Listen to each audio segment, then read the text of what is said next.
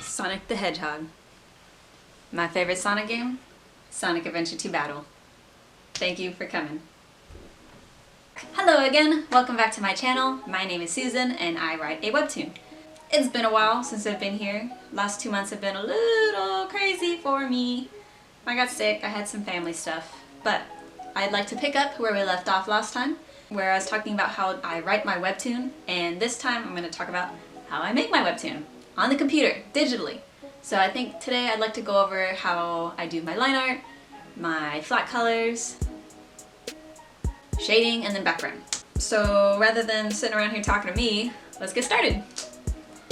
Woo! So now that I have my chapter written, I move on to my line art phase, but before I start that, I gotta make some panels.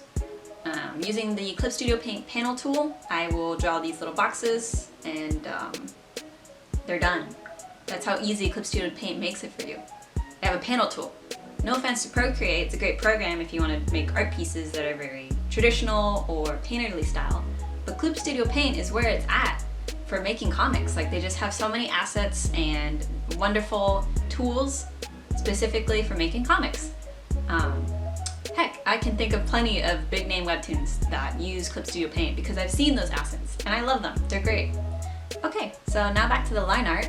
I like to use the dark pencil set to 5, but there are seriously so many great pencils and pens and brushes that you can use as a line art. Just experiment around and see what you like. I also recommend, when you're working on your line art, having a lot of references ready. This not only speeds up your time, it also just really helps your art look cleaner and more accurate.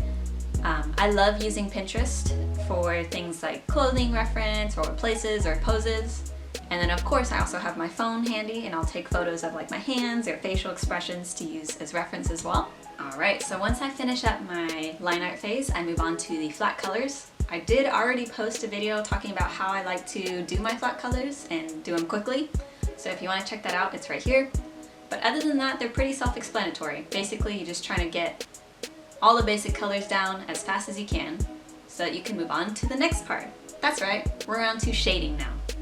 So shading, I like to keep it simple. I like using the multiply layer method. So basically what that is I create a new layer, set it to multiply, and then you just draw your shadows on there. This is perfect because you can easily change your colors or adjust the brightness, and you don't have to affect the rest of the drawing. As you can see, I have a lot of different colors that I use for my multiply layer, and that's because I've been messing with it enough that I know what colors go where and what looks best. But if you're just starting out, I suggest 2 colors, 1 warm color, 1 cool color, and it's just so you can kind of put them on their respective warm and cool colors, and they don't look ugly. I promise. I hope. I do have a highlight layer that I put right above the multiply one, and it's just basically where I put any kind of hair shines or eye shines or anything that, I don't know, I guess I missed. I'll sometimes put it on there. But after that, I move on to the backgrounds. And can I be honest with you?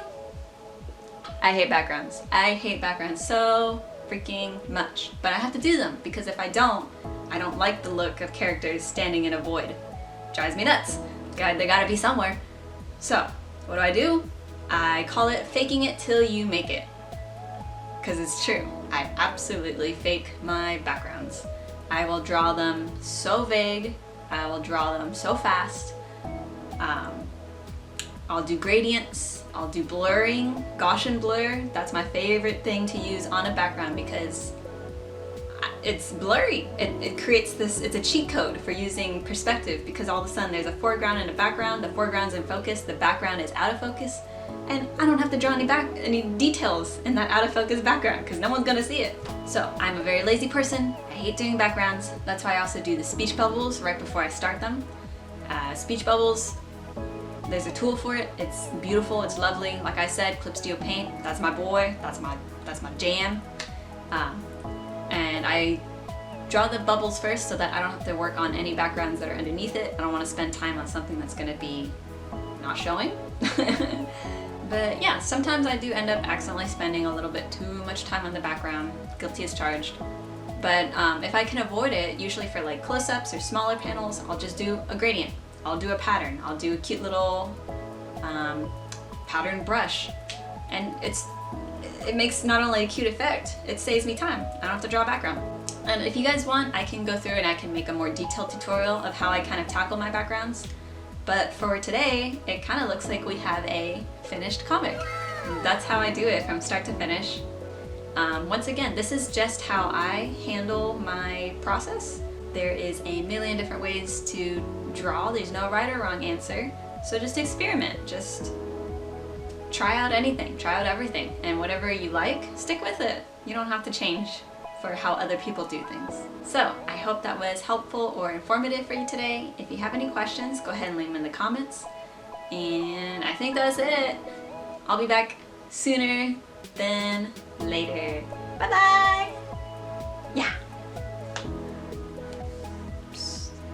Did you know you can support me on Patreon? For only $1, I'll give you everything I have, plus my gratitude. So